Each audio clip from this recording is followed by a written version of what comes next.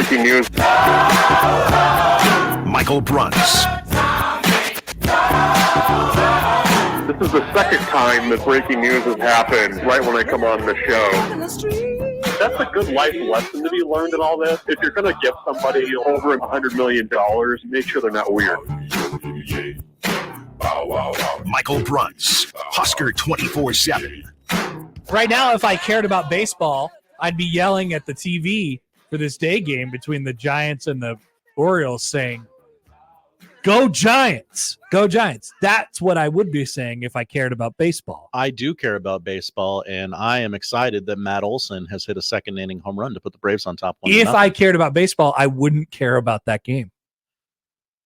Yeah, it has really no impact on you. Well, you might want the Braves to win and win and win so that they're solidly in the playoffs before the last weekend of the season. That doesn't matter to me. Okay. Michael Bruntz joins us now. Bruntz, it's good to finally be on your side. People who don't care about baseball anymore. Handshake meme. Welcome to the club. You can sit down. It's a 2-drink minimum in the I Hate Baseball Club. Yeah, you had a more painful death, I think. I'm still alive, but I don't like the way this is heading in the final 2 weeks of the season here. It's unlike the Royals to get your hopes up and then dash them. Usually, if they're going to make a run at something, they actually do it to completion. Bruntz, so this is kind of new for you. I was thinking about this the other night. I have only watched the Royals lose a playoff series in my life one time, and it was in Game 7 of the World Series, and I was totally fine with it. Like it was fine. I was sad, but it was fine at the end of the day. You need to probably do a breakdown of Royals. Like they don't just half it. Like it's either they're going to win like 100 games and go to the World Series, or they're going to lose 100 games and just be completely out of it by like end of May. Yeah. So we're hoping that trend stays intact this year, because they can't lose 100 games anymore. That ship has sailed. So they'd have to be on the right side of things. If you think about it, though, that's a pretty nice place to be as a fan, though. It is. You don't have the stress of like, are they going to make the playoffs? Or they like you are not invested by the time 4th of July comes around, or you are all in this time of year. That's not bad. It's pretty great, and it's like they've been bad now for basically the last 10 years since they last won the World Series, and it hasn't really bothered me that much. I just kind of forgot about it. I go to a couple games every now and then get cheap tickets. And now they're back in it, and I dove in head first, and I may have broken my neck, it seems. Yeah. So, yeah, they got you, and they usually don't do that. All right, Bruntz. So the reason that Josh, by the way, asked you if you are in on Ace Ventura before you joined the show, he played a drop, and it was Ace Ventura saying, "Exorcising demons."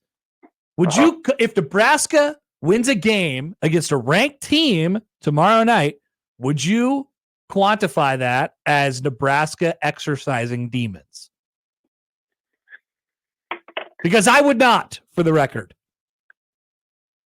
My immediate, no, I don't think I would consider those exercise. No. I don't, I would need to see it against, I want to see it against like a top 10 team. Me too. And it's early in the season still. There's still a lot of volatility, especially like in like 20 through 25 in the AP top 25. I understand the streak and all that stuff. It would feel good, I would guess, to finally get a win in one of those games where you've got teams with numbers in front of the names going into it. But I don't know. It wouldn't feel like it would feel a lot different if, let's say, it was you go on the road and like beat USC or something like that. Like that would feel a little bit more exercisey than beating Illinois at home.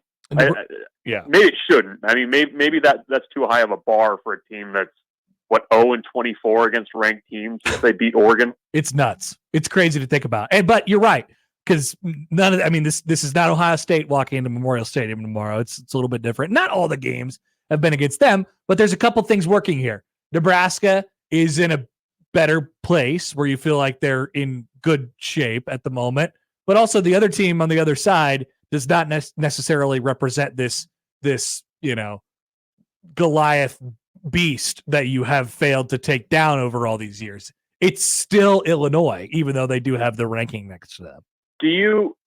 Obviously you're in the bubble and you discuss it every waking second of every day of the year, but do you feel like you know a lot about this Illinois team yet? Like, I don't think Kansas is as good as everybody thought. Yeah. And I mean, this feels like a little bit of a measuring stick game for Illinois, just as much as it is Nebraska, with everything that's kind of riding on it right now. Like, the more I kind of look at this matchup, it feels like and you kind of read what's coming out of Champaign about this team. I think they feel like they're a pretty complete team, but I don't think they actually know that, Yeah. I guess, we could ask the same question for, because I'm with you, Bruntz. I've been looking at them all week, and I'm like, gosh, I don't know. I know they beat the Kansas. That's the best win out of that either team has had so far. They won the Kansas game, but I'm not sold, and I don't know if their ranking tells the truth about like how good they are. But I guess you could make the same argument for Nebraska. I mean, they haven't really done anything yet, except for outscore their opponents by 80 points. But that's kind of what they've been supposed to be doing.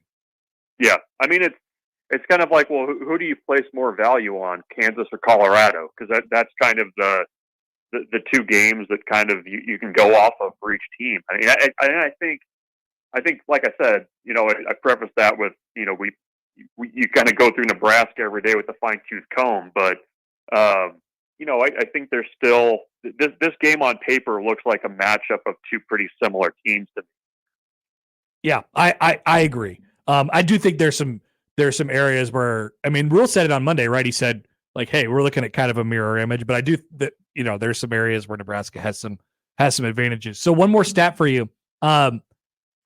In ranked versus ranked games, Nebraska, by the way, hasn't played a ranked on ranked game since 2016. Ranked on, yeah, yes. Tommy Armstrong was only there for a little while. He came back, though. He came back. That's right. He jogged back onto the field. What a moment. Came back. UCLA was the last game that Nebraska was a favorite in a ranked on ranked game. UCLA 2013. Do you remember how that game played out in the second half, by the way? I looked at that box score today, and oh, buddy. I believe it was 0 points. Is that correct? Yeah, they got on a heater, and it was bad. I'd forgotten how bad that streak was. Nebraska was actually leading going into half. Yeah. So there's the last piece. But we're talking about 11 years ago, Yeah.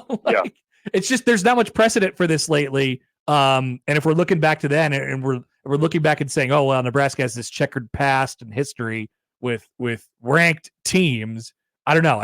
None of the context really matches up with what the context for this game is.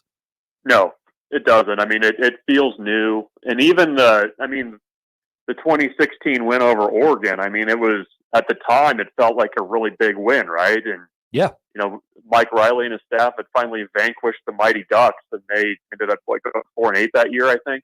I believe that's right. 4-8 or 5-7, I can't remember. And Mark Helfrich got fired. Yes. Like that's kind of how things ended there. So it's been interesting. It's been, when you really dig in, kind of interesting with Nebraska's history against ranked opponents. Michael Bruntz of Husker 247 is with us.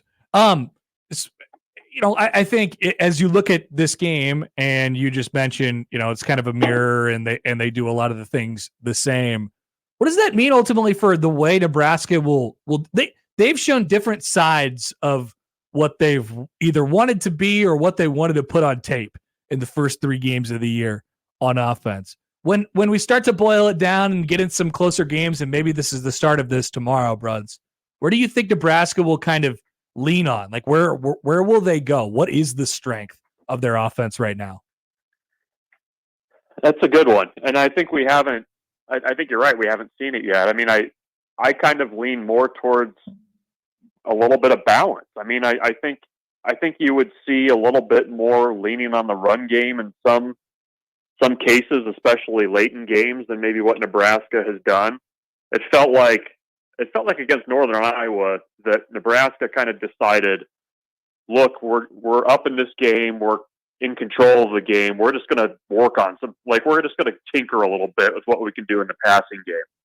I'm curious to see if you're in a one-score game, late in the third quarter, early fourth quarter, is Nebraska going to be able to line up with Dante Dowdell or whomever and just run it right at teams and kind of take the air out of the game? I mean, I think they've done an okay job of that, but they haven't had to do it, in a one-score type situation where you're converting tough third downs, that kind of thing. So I would think it will lean more towards that, but I mean, they've got so many playmakers at wide receiver, tight end. I mean, I think the passing piece of it's going to be there. So I don't know if it's just going to lean heavily one way or the other. I mean, I think they're going to have to be able to throw the ball, but I think a little bit more consistency with calling run plays and also getting the stuff done on the ground late in the game is where I think it's going to be headed. The closest example, I guess, that we have is them trying to salt it away in the second half against Colorado and really failing. I mean, they didn't, the Colorado stuffed them up pretty good. Now they knew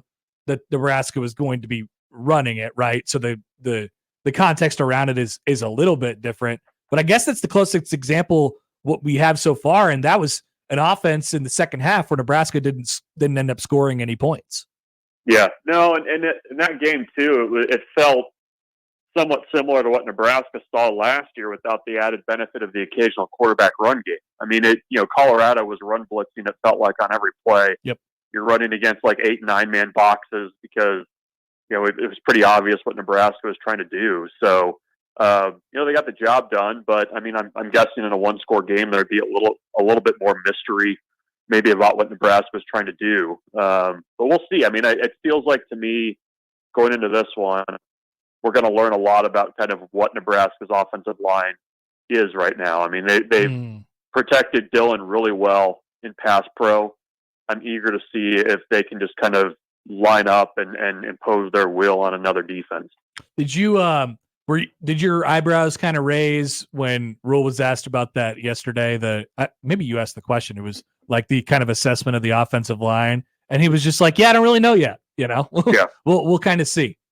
Yeah, they're in the regular season now. We'll see how it goes. I that kind of perked my eyebrows up a little bit too, and we'll see what happens with the Mizuka situation. Sounds like he's available now and could play if needed. But yeah, I think I'm eager to see what that kind of looks like and whether Nebraska can move the ball on the ground. And I mean, they've done a really nice job to this point of staying on schedule and staying in third manageable, which I think is very, very helpful for a freshman quarterback.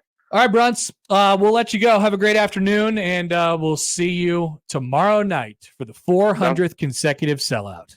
Sounds good. All right, there goes Michael Bruntz of Husker 247. You could check out all of his stuff over there at 247sports.com/college/Nebraska.